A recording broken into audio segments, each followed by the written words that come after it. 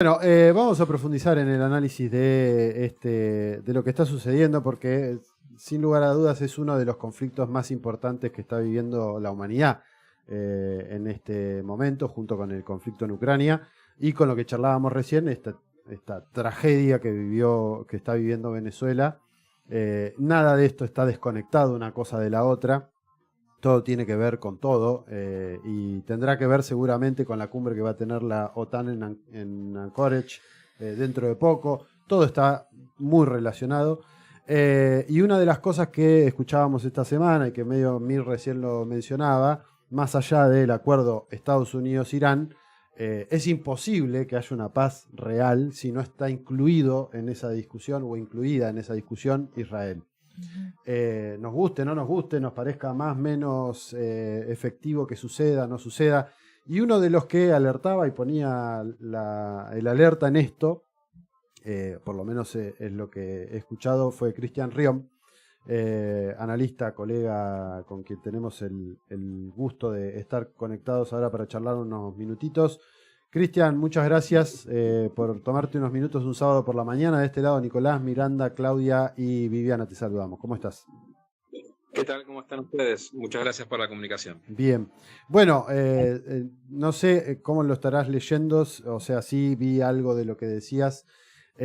Una situación de negociación que tiene sus avances, sus retrocesos, que por debajo de lo que, o por fuera del tablero público, sigue habiendo conversaciones, no necesariamente directa. Pakistán está jugando un rol muy importante, al igual que Turquía.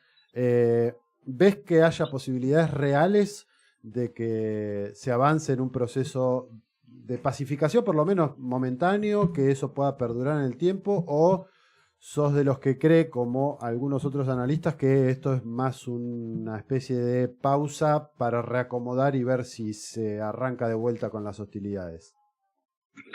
Yo creo que posibilidades de paz en el corto tiempo y mediano tiempo hay. Pero por una cuestión de necesidad, digamos, no por una cuestión de convicción de parte de los Estados Unidos, digamos. Estados Unidos necesita, por una cuestión política, la paz lo más rápido posible, política y económica, digamos, pero económica en función de lo que también les modifica la cuestión política, porque tienen elecciones dentro de poco tiempo, elecciones de medio término, donde Trump está bastante mal con las proyecciones y necesita mostrar éxitos. Necesita mostrar otra cosa, ¿no? Porque está en una guerra donde a ver, en esta guerra y en este conflicto en Medio Oriente, si bien Israel y Estados Unidos obviamente son aliados, tienen también intereses distintos, diferentes. O sea, se mueven por intereses diferentes. Y por eso digo que Estados Unidos puede lograr una paz con Irán, al menos por unos meses, al menos para hasta después de las elecciones, digamos, ¿no? Hasta fin de año. Podemos ver que puede haber buenas noticias en este sentido, ¿no? Digo, porque la paz siempre es una buena noticia en sí misma, digamos, ¿no? Pero por otro lado también están los intereses de Israel, y que ahí sí que hay un gran problema. Por eso yo lo he dicho muchas veces que en esto falta una pata en la negociación, que es que deberían haberlo sentado en la mesa de negociaciones, que es Israel, ¿no? Porque me parece y es difícil con este gobierno. Quizás con otro gobierno en Israel podamos avanzar en la paz, pero este gobierno de fundamentalistas es bastante complicado, de ultraderecha fundamentalista, es bastante complicado, en donde ha atacado a Siria, en donde bueno, sabemos lo que hizo en Gaza, el genocidio y cómo arrasaron Gaza, los asentamientos que continúan, esa limpieza étnica que están haciendo lentamente en Cisjordania, los ataques sobre el Líbano, y no solamente ataques, sino también ocupación de territorio en el Líbano. Entonces es difícil negociar con un gobierno como Netanyahu. De todas maneras, así todo, ha habido algunos progresos, ha habido algún acuerdo entre el gobierno del Líbano y Israel, y eso, digamos, bueno, en estos momentos lo podemos considerar como positivo. Hubo protestas de Hezbollah, hubo protestas de muchos en el Líbano por esta situación, pero bueno, es lo que tenemos ahora para lograr una paz, al menos, como digo, de unos meses hasta llegar a fin de año. Y me parece que para lograr una solución definitiva, una solución verdadera, una solución que nos pueda dar años de paz en Medio Oriente, la cuestión central es la cuestión palestina. O sea, ahí está la cuestión. Tiene que solucionarse la cuestión palestina. A ver, año 1948, cuando se establece el Estado de Israel, Naciones Unidas manda a erigir el Estado de Israel para los judíos y el Estado palestino para los palestinos. Se cumplió una parte, ¿no? La parte de Israel, la parte de Palestina no. Esto tiene que ver con, bueno, con cuestiones históricas, tiene que ver con la oposición de Israel, pero también es cierto la posición de muchos países árabes en ese momento, en donde no querían el establecimiento del Estado palestino porque no querían directamente que se establezca Israel, y por eso las guerras subsiguientes. Pero me parece que hoy ya no estamos en 1948 y esa solución de los dos estados sigue siendo la que tiene el mayor respaldo en la comunidad internacional, no solamente por Naciones Unidas, sino también por la gran mayoría de los estados.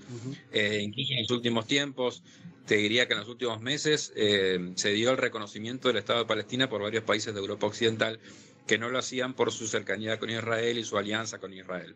Pero me parece que ahí está el kit de la cuestión para una pacificación permanente del Medio Oriente, ¿no? Si no, vamos a ver bueno, parches, vamos a ver una paz que va a durar un tiempo, pero después vamos a volver a lo mismo, digamos, porque sí, la situación de injusticia que vive el pueblo de Palestina sigue, o lógicamente que va a seguir con levantamientos populares, con levantamientos armados.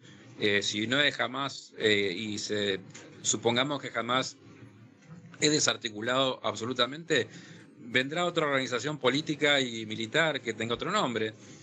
Si no es Hezbollah, será otro, pero y Irán siempre va a estar apoyando los destinos del pueblo palestino. Entonces, esa es la cuestión más profunda del tema. Pero como digo, los intereses de Israel son unos, los intereses de Estados Unidos en realidad son otros, más allá que, obviamente, que dentro de sus intereses está el respaldo de Israel, porque Israel representa los intereses de Estados Unidos en última instancia, digamos. Lo que pasa que en estos momentos podemos identificar que son diferentes, digamos. Estados Unidos lo que más le importa ni siquiera la cuestión nuclear, que ya lo dijo gente vinculada a la seguridad de Estados Unidos, aún teniendo Irán armas nucleares, que no las tiene y no es la intención de tenerlas, pero aún que tuviera, para los Estados Unidos no representa un problema porque no tienen medios como para atacar a los Estados Unidos. Entonces la cuestión de Estados Unidos principalmente es el petróleo, no es la cuestión nuclear. De todas maneras, lo que ahora están charlando y lo que van a seguir charlando en las próximas rondas de negociaciones es la cuestión nuclear, ¿no es cierto? Es tratar de asegurar que Irán pueda tener su desarrollo pacífico de la energía nuclear y que se pueda auditar, que en realidad se viene ocurriendo eso, ¿no? Se pueda auditar que no haga enriquecimiento de uranio en el grado que pueda fabricar armas nucleares. Bueno, de hecho, en estos días no solamente aparecían como una especie de dos memorándums, una versión más a la Vance y otra, o dos posturas, una postura ligada más a Vance y otra postura ligada más a Marco Rubio, como dos memorándums, por lo menos algunos analistas que consulté, planteaban medio como que había esas dos líneas de cómo tratar de avanzar. Y también en esta semana, si no me falla la memoria, los países del Golfo se manifestaron y dijeron: nosotros ya no discutimos que esté Israel de por medio, iba en línea con lo que decís, pero hay que garantizar que los palestinos puedan vivir en su tierra. Y esto también choca con la idea de Trump de hacer ese mega complejo resort que querían hacer en Gaza. Se choca con proyectos y la discusión de gasoductos, de por dónde pasa la energía, si va por un lado, si va por el otro, la discusión o el descubrimiento, entre comillas, reciente de gas en las costas de Gaza y cómo Israel estaba intentando hacerse con esos recursos para pasar a ser una especie de hub gasífero en la región. Se está moviendo una región y sin lugar a dudas después de este conflicto muy probablemente no sea lo mismo a lo que venía siendo. De hecho ya Turquía, Pakistán y Arabia Saudí están teniendo como una articulación bastante más importante en materia de seguridad. Egipto, que también plantea meterse en esa discusión. Todo parecería que con el visto bueno o con alguna suerte de veña iraní, pero también China. Seguramente no va a ser lo mismo que conocimos hasta ahora. Sí, en realidad lo de ese proyecto de Trump de cuestiones turísticas en Gaza, ustedes saben, Trump es un gran provocador, digamos, y puede decir cualquier cosa, como dijo que iba a destruir absolutamente a Irán, o que no iba a quedar más que piedra. Bueno, son todas cuestiones que es un provocador, es un negociador, es un empresario. Es un empresario. Y como tal fue muy exitoso, ¿no? Como empresario, la verdad que construyó un imperio. Seguramente tiene cuestión inmobiliaria, ¿no? También metida ahí. Ustedes saben que Witkoff, que es su mano derecha, su principal negociador, viene del rubro inmobiliario. Es un empresario del rubro inmobiliario en Estados Unidos. Y es su principal negociador y su hombre de confianza. Lo envía a Rusia, lo envía a Medio Oriente. O sea que algo con la cuestión inmobiliaria puede haber. De todas maneras, me parece que aquí lo más importante es que quedó claro lo que es Irán, ¿no? Y que Irán tiene sus líneas rojas y que las hace respetar, y que lo puso en jaque a Israel y a Estados Unidos al mismo tiempo, ¿no? O sea, me parece que la infraestructura, dos patas, ¿no? Una es la pata, ustedes venían hablando de esto, del apoyo que tiene el gobierno de Irán. Digo, más allá de que seguramente hay críticas como en cualquier lugar del mundo, ¿no? No existe el 100% de adhesión en ningún lugar del mundo, así es la política, la organización de la sociedad, del ser humano. Hay críticas, pero hay un gran apoyo al gobierno de Irán. Entonces, la solidez del régimen, cuando hablo de régimen político en cuanto a consideración como tal, y no en la terminología despectiva que usa Occidente muchas veces para denigrar a países que no siguen los designios de Washington, ¿no? El sistema político de Irán, cómo funcionó, la fortaleza, cuando asesinaron al ayatolá y a muchos funcionarios, y sin embargo siguieron existiendo políticamente hablando, con cohesión, con unidad y defendiéndose. Y después la cuestión militar, ¿no? La cuestión bélica, cuán fuerte que es Irán, que a pesar de soportar un ataque devastador de parte de Israel y de Estados Unidos, no, eso es tremendo, digamos, el poder que tiene Estados Unidos cuando ataca es tremendo, tremendo. Y sin embargo se soportaron todo esto y pudieron responder y destruir casi todas las bases de Estados Unidos en el Medio Oriente. Entonces, hoy no estamos de la misma forma como podemos visualizar Medio Oriente hasta hace un tiempo atrás, más allá de algunas advertencias que decían, ojo con Irán, le decían a Estados Unidos y al gobierno, que no es lo mismo que Afganistán, no es lo mismo que Irak. De todas maneras se demostró empíricamente esto. Entonces, el status quo de Medio Oriente ha cambiado, en favor de Irán seguramente. Por eso digo que no es tan fácil hoy que en Gaza pueden hacer lo que quieran, más allá de el tremendo asesinato y masacre, genocidio que hizo el gobierno de Israel sobre Gaza. No creo que puedan hacer lo que quieran, y sobre Cisjordania. Me parece que el gobierno de Netanyahu ha llegado a un techo en cuanto a su accionar. No creo que haya mucho más allá de lo que hizo. Me parece que ya también, si hablamos de la situación política interna de Israel, podemos hablar de que ya no es tanto el apoyo que pueda tener Netanyahu. Se está hablando de la oposición en Israel. Y también, ojo, porque esto no lo tengo siempre, lo digo, ¿no? Yo trato de ser muy responsable con las cuestiones que digo. Y digo, esto no está, la información que doy no está confirmada, pero se habla de un apoyo de Estados Unidos a la oposición en Israel. Es decir, que están pensando en un cambio de gobierno. No hablemos de un golpe de Estado, sino un cambio de gobierno directamente a través del apoyo político a la oposición en Israel. Entonces digo que vamos a un escenario diferente, creo que un poco mejor, digamos, lo que he tenido, y esto lo logró Irán, digamos, a través de la fuerza, a través de su fortaleza política y militar y espiritual, también podemos hablar cultural de Irán. Los países del Golfo y demás están entendiendo esta situación, porque también vivieron los ataques de Irán a su propio territorio, donde están las bases militares de Estados Unidos, así que vieron los misiles y los drones iraníes llegar. Así que yo creo que no va a ser nada fácil, pero me parece que vamos a un Medio Oriente un poco más estable, salvo que primen las opciones más guerreristas, digamos, en Israel y en Europa Occidental. Ahora nos enteramos que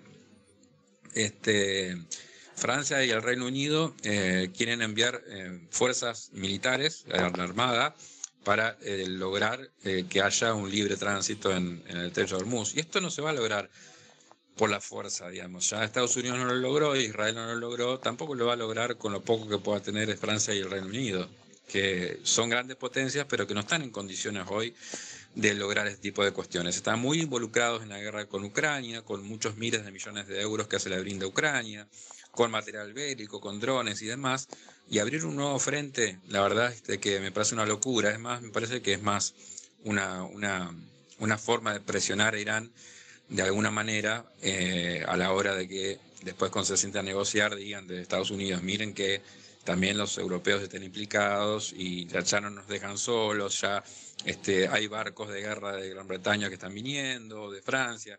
Parece que es más una forma de presionar que algo que se pueda bancar, digamos, hablando mal y pronto, en el campo, digamos, ¿no? En el campo de batalla, en el Medio Oriente, en el Estrecho de Hormuz, en el Golfo Pérsico y demás. Me parece que más tiene que ver con presiones en las próximas negociaciones que otra cosa, ¿no? Pero bueno, si no priman estas posturas guerreristas, que me parece que, como digo, me parece que Estados Unidos realmente tiene intenciones de pacificar por una cuestión de política interna, digamos, una cuestión de necesidad, no porque sean pacifistas, sino porque les conviene hoy tener un combustible un poco más barato en Estados Unidos. Ustedes saben que en Estados Unidos no pasa nada, digamos, en cuanto a la opinión pública, pero cuando le toca el bolsillo a través del combustible, lo estamos viendo en el Mundial de Estados Unidos, todo el mundo dice, che, en Estados Unidos las distancias son largas, tenemos que manejar mucho. Bueno, eso viven los propios estadounidenses todos los días. Y cuando el combustible se eleva, bueno, ahí empiezan las dificultades. Esto pasó en los 70, pasó muchas veces, ¿no? Cris. Sí.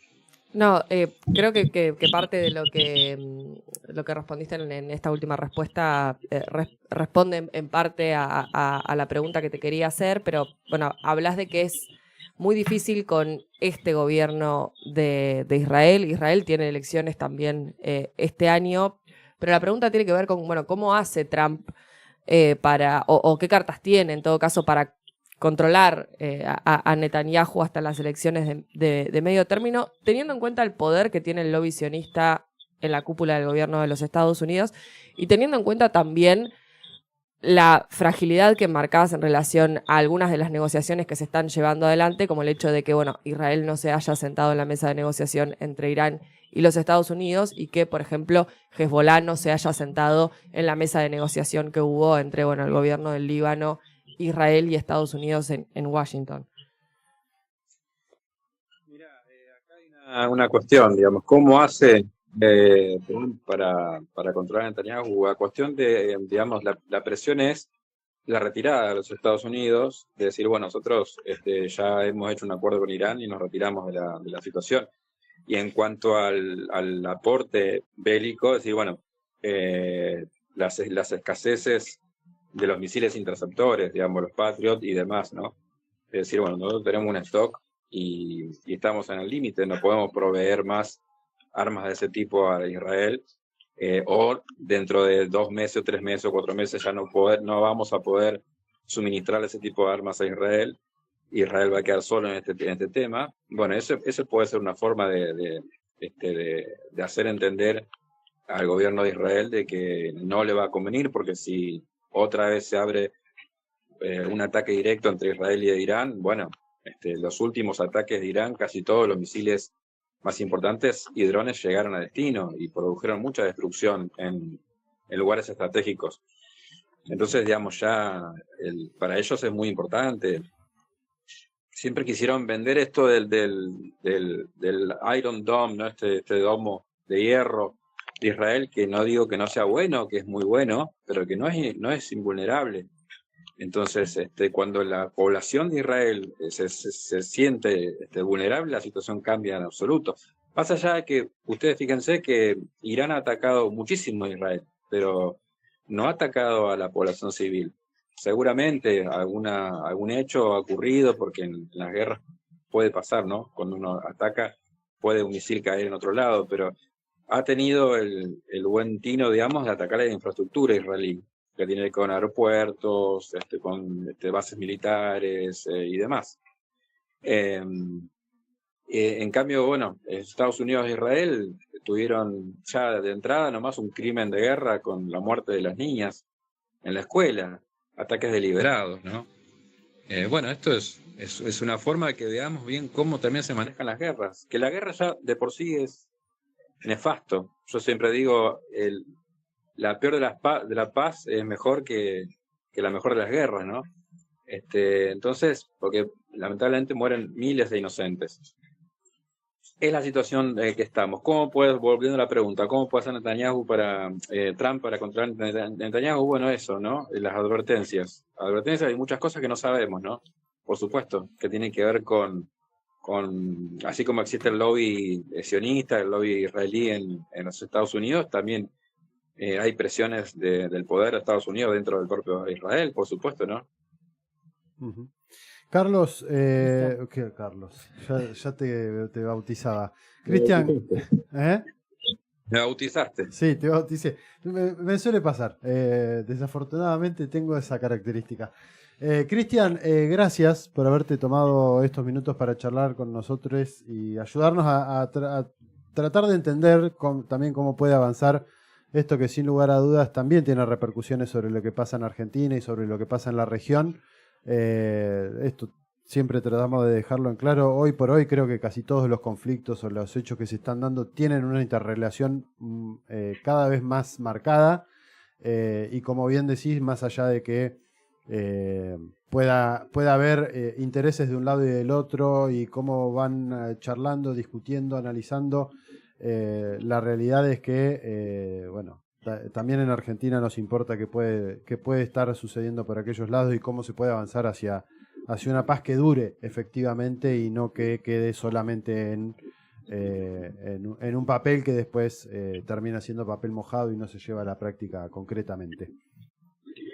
Sí, dos cositas nomás para despedirme. El tema también, por supuesto, que la disputa mundial entre Estados Unidos y China también tiene un capítulo de Medio Oriente, seguramente, esto es así. No lo vamos a desarrollar mucho porque no hay más tiempo, pero en otro momento, si quieren, lo podemos ver, pero también es una dimensión que hay que tener en cuenta.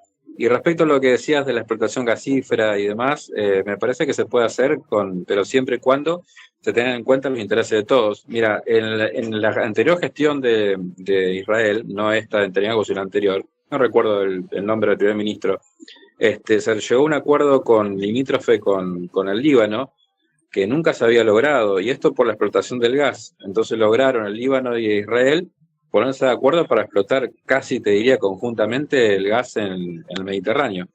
Y esto fue histórico, y contó con el apoyo implícito de Hezbollah, porque si no, no se hubiese firmado. Firmado entre comillas porque no tienen relaciones diplomáticas. Pero sí se llegó a un acuerdo importantísimo en ese sentido. Es decir, ¿se pueden llegar a acuerdos? Por supuesto que se pueden llegar a acuerdos. Si se pueden compartir los intereses económicos, seguramente van a estar interesados todos. Pero bueno, tenemos que ir hacia la solución definitiva de la cuestión palestina. Muchas gracias a ustedes por la comunicación. Cristian, abrazo grande. Gracias. Un abrazo. Charlábamos con Cristian Riom, analista internacional, bueno, sobre uno de los conflictos, uno de los grandes conflictos que hay hoy por hoy en este mundo.